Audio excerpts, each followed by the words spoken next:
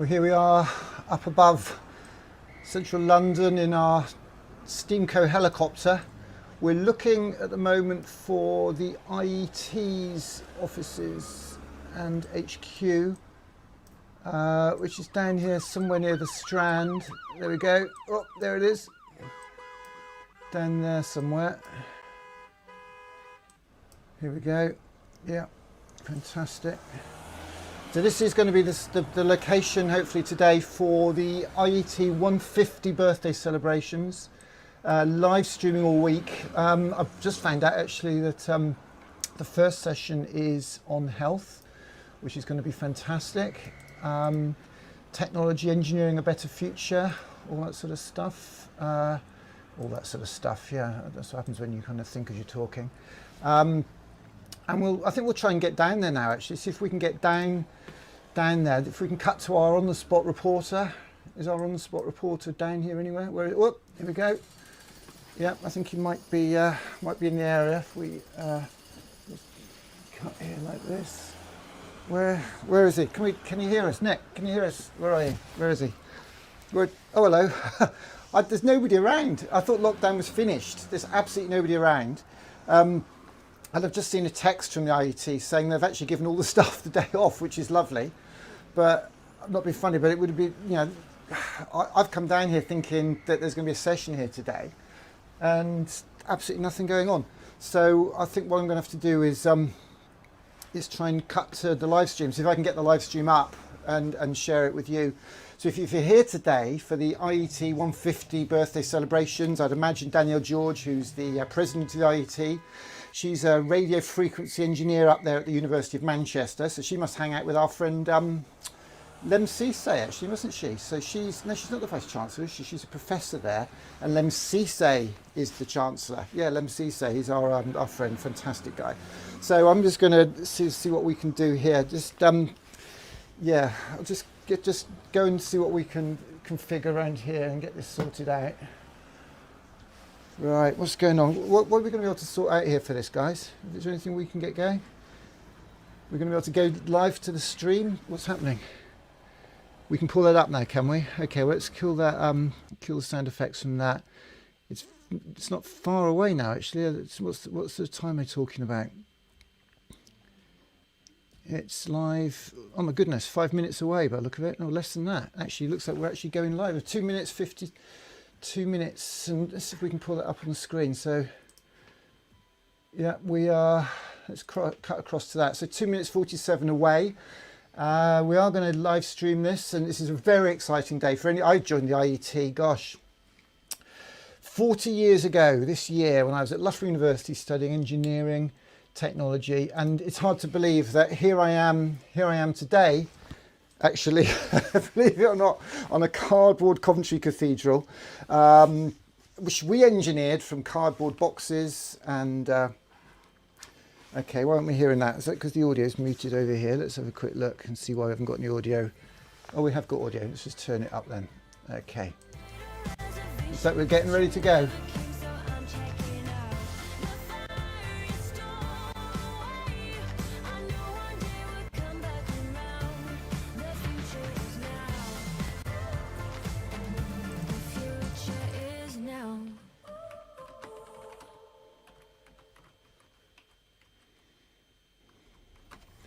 One minute 46 away. This is so exciting, so exciting. So as I say, I'm live on this cardboard pyramid stage. You can see here, if you look closely, you should be able to see, if we can zoom in, you should be able to actually see me waving on the stage there. Something we built to inspire our kids to aim high, to symbolise Coventry, and Coventry, the way Coventry was a symbol of aspiration and hope. How long have we got? 1 minute. 1 minute and, well, 1 minute 20 seconds. Okay, not far away, 1 minute 15. I'll turn that down a little bit. So we're a minute away from this, the hashtag IET 150 celebrations. We are live and direct. If you want to pop a message in, do feel free to pop a message in. And we'll pop it up. if there's any interest, we could always put a group, we could even put a Zoom up and you can come in and share some thoughts. So if anybody around, there you go, pop a message in, we'll pop it on the screen. Oh, it's a bit big, isn't it, in front of me there? So we're on Facebook Live at the moment, we're on Twitter, and we're on our YouTube channel. We're 30 seconds away. As I say, live and direct here on a cardboard Coventry Cathedral to symbolise the spirit of determination, aspiration, rising from the ashes in the way that Coventry Cathedral rose from the ashes those years ago. We're going to be live streaming, we're going to be commentating on this. If you want to come into a Zoom room, pop a message in, we'll put a Zoom room together and you can come on and we can chat about what we're seeing, what we're hearing. I think the first show today is about healthcare. So stand by, 3, 2, 1. Hello and welcome to the IET 150 show, and what a week of shows we have for you. I'm Bobby Seagull, maths teacher, TV presenter and lover of all things engineering and technology, and with me for this epic week-long festival is the IET's very own celebrity TV star and current president of the IET, Danielle George. Hi Bobby, thank you so much for that fantastic intro. I am not sure about the celebrity, but I'm going to give it a go this week, right? Yeah. For those of you who don't know me, I am currently the Associate Vice President for Blended and Flexible Learning and a Professor of Radio Frequency Engineering at the University of Manchester. And I was honoured to be made President of the IET in what is our 150th year. 150th? 150, that's right. The IET and our anniversary gives us a fantastic opportunity to celebrate our rich history and the incredible work of engineers, technologists and difference makers from around the world. Difference makers. I like that. I like it. I like it too. Ladies and gentlemen, welcome to the 150 show.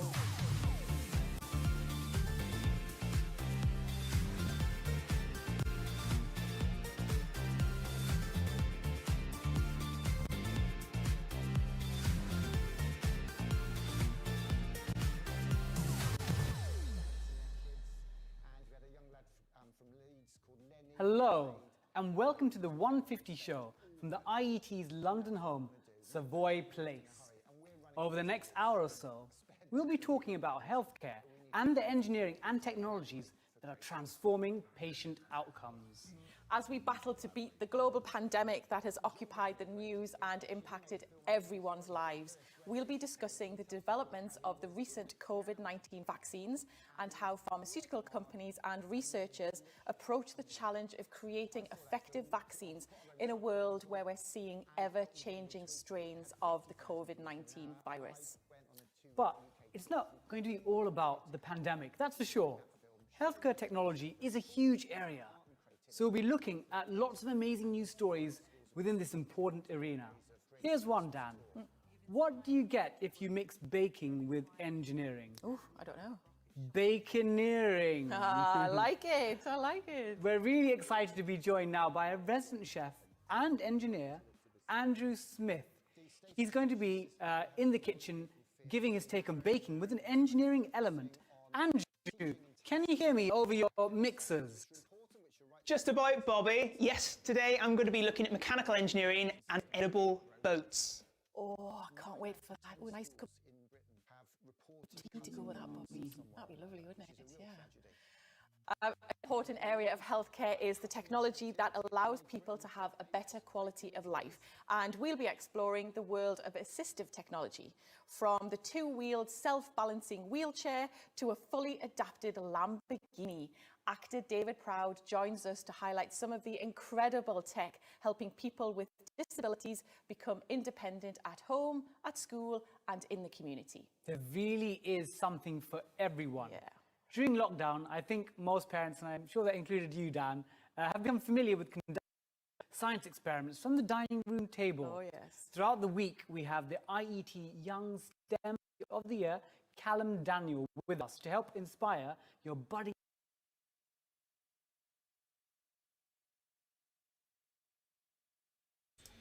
Sorry about this, my laptop is on a real go slow, and that's just typical, isn't it? It is a cheap one I got off eBay, but off Gumtree. There we go. I'm not going to touch it again. Callum, what weird and wacky experiment have you got lined up for us today? Today, Bobby, we're going to go up on the roof and do the Colamento experiment. Well, It looks like an exciting experiment to start us off in our first show. Looking forward to seeing it. I am looking forward to that. Later in the show, we're going to look at technology specifically aimed at females. As awareness and movements over gender inequalities progress, a new female health technology market has grown, more simply known as the femtech market. We'll be discussing emerging technologies such as tracking wearables, artificial intelligence, apps, and non-invasive hardware to bring awareness to female health. And on top of all of that, we also have Mark giving us his weather map of news, the daily rundown on engineering and tech news stories from around the globe. But first, a subject close to my heart. Science, technology, engineering and maths currently has a perception problem and is often misunderstood. There is a push to change this by focusing efforts on young people around the world who perhaps aren't aware of the incredible possibilities a career in engineering can bring. But many people still don't understand the work of engineers or appreciate how much society depends on their skills and innovation. One person who does, though, is the Institution of Engineering and Technology's Chief Executive, Mr. Nigel Fine. Welcome, Nigel. Hi, Nigel. Lovely to be here today. Thank you. It's so lovely to see you. Like literally here, you're not, on a computer screen. Now, it's 150 years of the IET. What exactly does the IET do? And how, after 150 years, do we still remain relevant to modern society? Dan, we do a huge amount, but we try to encapsulate it in delivering against our vision, which is very simply working to engineer a better world. And we deliver it through inspiring the next generation of engineers and technicians, informing the engineering community about the developments in engineering, and influencing people who have to know about what engineers do and appreciate the work of engineering. The IET today is not the same as the IET 150 years ago. Yeah. We keep reinventing ourselves, and we need to reinvent ourselves as the world around us changes so that we are appealing to newer audiences all the time. Is one of the main roles of an institution like this to share ideas, knowledge, and enable collaboration? Absolutely, Bobby. It's really about the ability to bring people together, to share knowledge, information, and really give opportunities for difference makers to really do what they do best, to communicate about the engineering. And one of the stories I love talking about in this building is that Sir Charles Kao, who was one of the first developers of fiber optics, presented his academic paper to this institution many decades ago. Oh, really? And that knowledge is the backbone of what gives us the ability to send data and information all over the world. And we wouldn't be able to broadcast these events without that work that was done here at the IET all those years ago. So the ability to come here, share information, share knowledge, build upon it, brings products and services and activities to a global audience. Yeah. And it's the global thing that's really important, I think. For me, the IET has given me this amazing opportunity to connect with people that I probably would never have met. And I think quite a lot of members feel the same. It's such a great thing to be able to talk to other engineers around the world. And the more the IET can do that, the better, I think. Our job is really to connect people, to let people to network, to meet people. The pandemic has been terribly difficult for many people, but it's also opened us up to a global audience. We're now able to communicate openly with people in many, many different countries, countries that perhaps in the past we didn't really access, or people couldn't access the benefits of the IET. Yeah. It's leveled up. Everybody can actually now share information. They can be in the same audiences together. They can contribute, and they can really enjoy and share experiences about engineering and technology. It's a fantastic new world, despite the difficulties we face. Yeah, absolutely. Nigel, it's all about like getting people excited. It's getting people enthused, from the youngest school children right through to grandparents, and trying to get people to understand that everything has been engineered. Yeah. Well, the great thing is we've got some wonderful stories to tell. There's so much that the natural world requires of us in terms of helping society, helping people do things in better ways than they could possibly do without engineering. And what we need to do is always find ways to tell those stories, to bring it to life, to excite and inspire young people, tell those that influence young people about the wonders of engineering, the magic of STEM.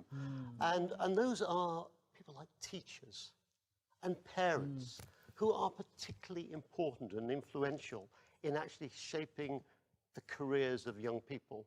The IET has this wonderful ability to facilitate all this, to share knowledge, bring people together, but we need to work in partnership with teachers and parents. Yeah, definitely.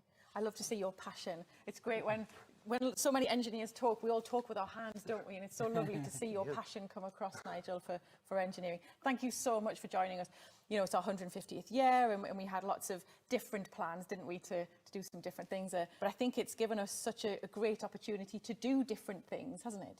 Yeah. Dan, Bobby, I mean, you know, this has been a really difficult year. We could never imagined the pandemic when we started the plans for the 150th year, but the team have done a brilliant job to reinvent the way in which we are sharing our celebration and legacy of the 150 years. I want to really take this opportunity to thank many people around the world, volunteers, members, partners, for work that they have done to support frontline medical services, for example, in helping to bring technology to help deal with the pandemic. I know there is still a lot of difficulties around the world, but the IET will continue to do its bit in helping all of society cope with the pandemic, learn for the future, and in the process, share the wonders of our special anniversary year as well. Yeah. Brilliant. Wise words, Nigel. Yeah, thank you, Nigel, and a happy 150th birthday to the IET. Thank you so much. We're going to enjoy it and celebrate it. Certainly are. Thank you so much, Nigel. Thank you. Throughout today's show, we're going to be talking about healthcare and the engineering and technologies that are transforming patient outcomes. We've got an amazing lineup of guests, so please stay with us. Our first guest has become somewhat of a household name, having been an essential part of the team that's developed the Oxford AstraZeneca vaccine. If she hadn't gone with her instincts, the latest coronavirus vaccine to show highly promising results might never have been. Professor Sarah Gilbert has been making and testing vaccines designed to induce T-cell responses for over 10 years, chiefly using antigens from malaria and influenza. Several of the vaccines developed in her laboratory have progressed into clinical trials, and we are absolutely thrilled to be joined by the fabulous Professor Sarah Gilbert. Thank you so much for joining us, Sarah. I know how incredibly busy you are, so we're absolutely honoured to have you here. Thank you. It's good to be here. Thank you. Professor Sarah, you must be immensely proud of your work in helping humanity come through this pandemic. How did you become involved and leading this amazing work in vaccinology? Well, it's been a long journey to get to where I am now. I've actually been at the University of Oxford for 27 years, and almost all of that time working on vaccine development, starting with ideas about how to, as you said, make vaccines that would induce a strong T-cell response as well as an antibody response, which is what we normally think of inducing when we make a vaccine. But then also some of the pathogens, the viral pathogens that can cause outbreaks that we don't hear about so much, but they're out there and they occasionally cause outbreaks in people. And one of those was the Middle East Respiratory Syndrome virus, and that's a coronavirus. So when the SARS-CoV-2 virus first started causing infections in China, and we got to hear about that very early in January 2020, because it was a coronavirus, we already had a template to follow to start to make a vaccine against it as quickly as possible.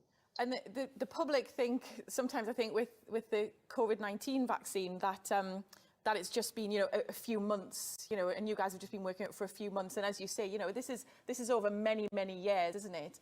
How do you get to the point, though, where it can be safely used by society? Well, we use what we call a platform technology. So it's a way of making vaccines that we can use to make lots of different vaccines. And we do a lot of work on the technology. So we understand it. We've used it in a lot of other clinical trials for vaccines against other diseases. And that all helps us in being prepared to develop a new vaccine when we need to. So there's already a lot of information about how to manufacture the vaccine, how to test it before 2020. Yeah. So that enabled us to get off to a really quick start. But then when we start making the new vaccine, we have to manufacture it ready for clinical trials in a very, very controlled fashion.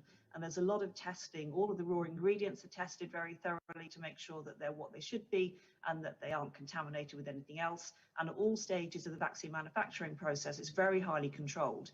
And then we have to apply for permission to start testing the vaccine in people in what we call a first-in-human study, the first time people get immunized with this particular vaccine. And then eventually we need to find out if the vaccine actually stops people getting infected with the virus. And that's what we do in a phase 3 trial. And we had about 24,000 people enrolled in that trial in multiple countries. And eventually the statisticians break the code and they see were the infections occurring in the people who had the vaccine or the placebo, and then we know how well it works. And now what's really important is we're getting what's called real-world effectiveness data.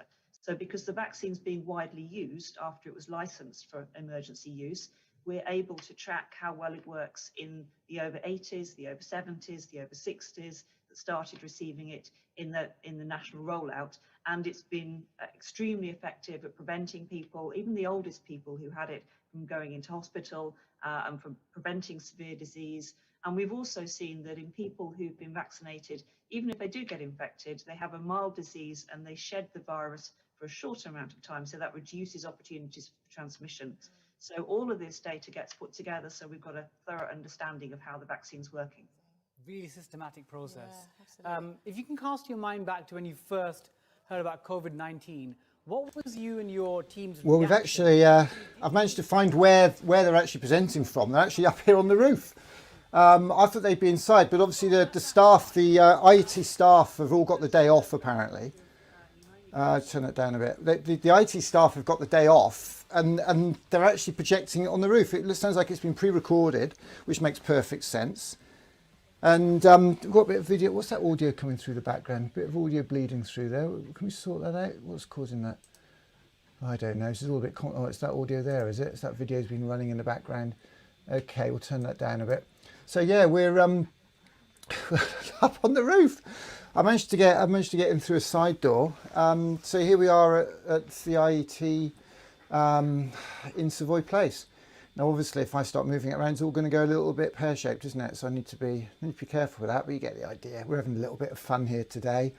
Obviously, it would be nice to be involved, but you know, just things just come up so quickly. What I'm really interested in is what role did technology play in that, and would it even have been possible in 10 years ago? We've certainly used technology to speed up the way we do some parts of the process. So one important change that we've made in the past couple of years is in the very early development of the vaccine in the lab, where we have to know that it's exactly the right thing genetically before we start to produce it in larger amounts. And that used to be something that took a long time. But now we use next generation sequencing, whole genome DNA sequencing. We can overnight get a read of everything that's in our vaccine preparation and find out if it's exactly as it should be.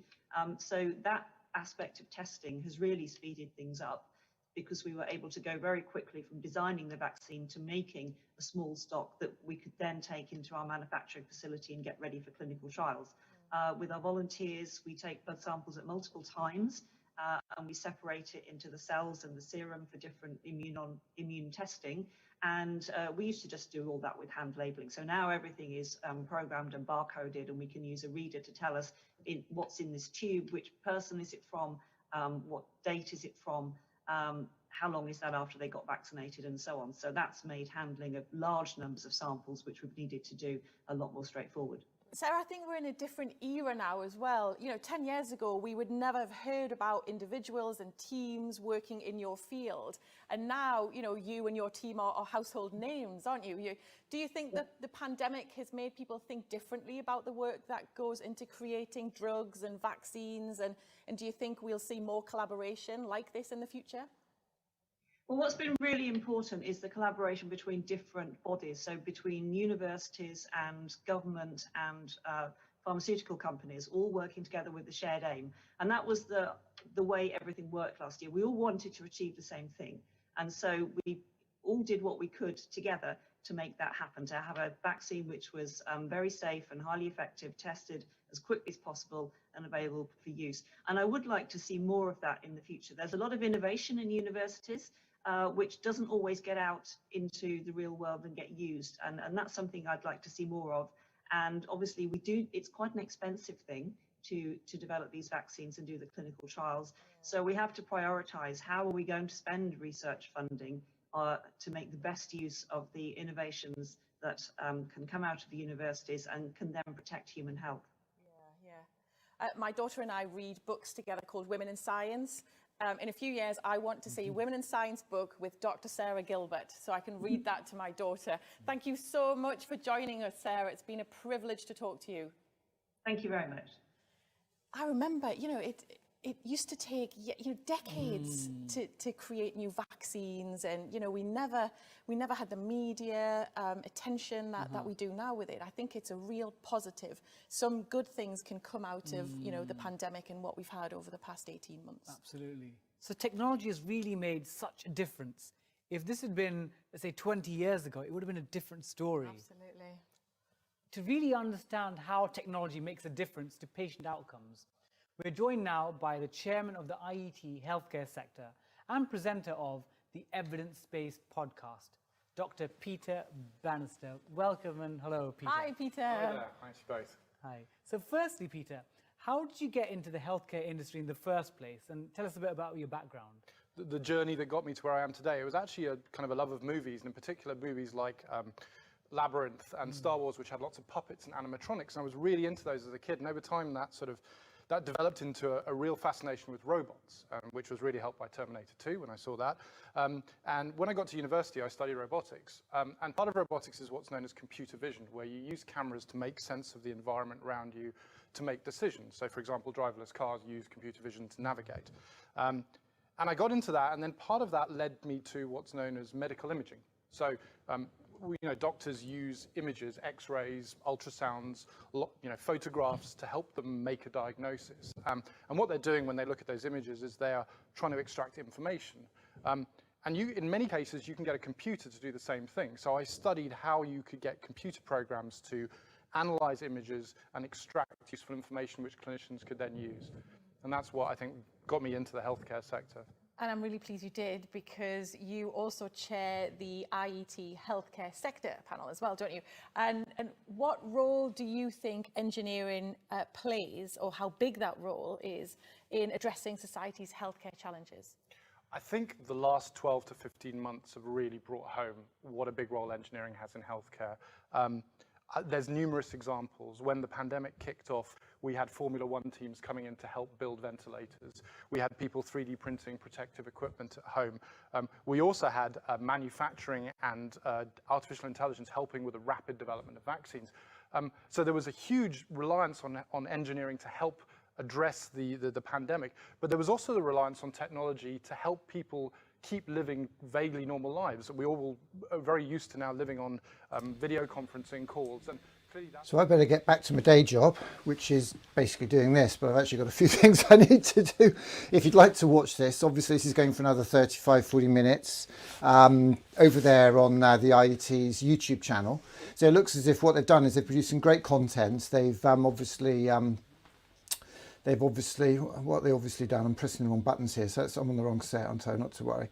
So I'm on this set. Look, we've got a stage over there, we've got some inspirational boards there talking to young people about something that can help them make some money, make some friends, make the world a better place. And as far as I'm concerned, that is their art, the art of engineering, the art of coding, the art of design, the art of DJing, the art of making, the art of cardboard, the art of coding, the art of robots, the art of rockets, whatever. And that's really what we're about today. So I'm going to fade this out now, and I'm just going to wrap this up with the IET's film here, and see you all again very, very soon. I'd like to be able to hear that, wouldn't we? Why can't we hear that? Let's have a think. Probably because I muted it somewhere else where I was playing it. Yep, I turned it down there. So let's pretend, rewind selector. Let's play that again. Thanks for joining us.